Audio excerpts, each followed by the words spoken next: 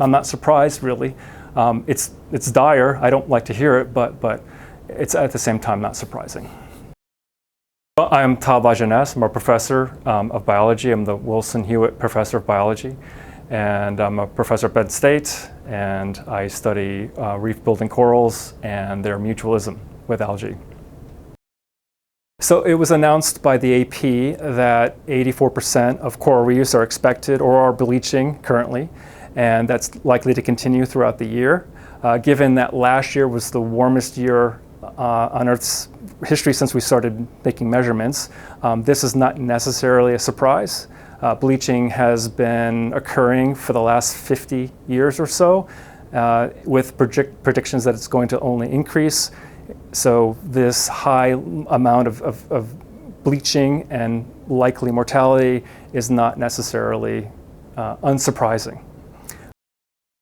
Coral bleaching, the word bleaching indicates whiteness, right? So the corals are turning white. And it has to do with their relationship with photosynthetic algae that take sunlight and convert that to energy that the animals need to live. So that they require these symbionts for their health. What's happening now, and it's been happening for probably the last 4 or 5 decades, are marine heat waves that are hitting various parts of the world. Currently, there's a really bad one happening that's quite large in scope. And the animals and their relationship with these algae are suffering.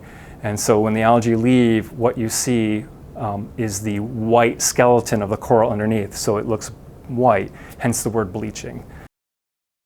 So just like on land, we're seeing events high rainfall events and high drought events.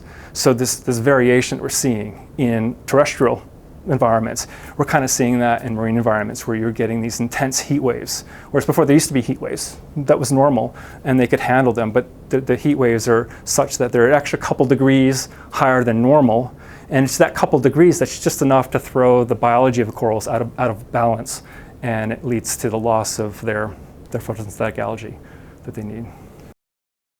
So it's a breakdown of a very important mutualism, a mutualism that is the basis of coral reef ecosystems. You don't have that mutualism, you don't have the coral reef ecosystem.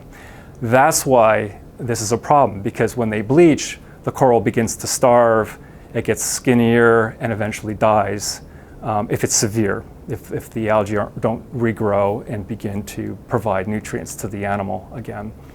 So that leads to mass mortality over huge areas of ocean, which has a cascading effect on the entire ecosystem. And that leads to big problems, basically ecosystem degradation. And that affects the fish, all the invertebrates that are there. And so you have a far less productive, denuded ecosystem.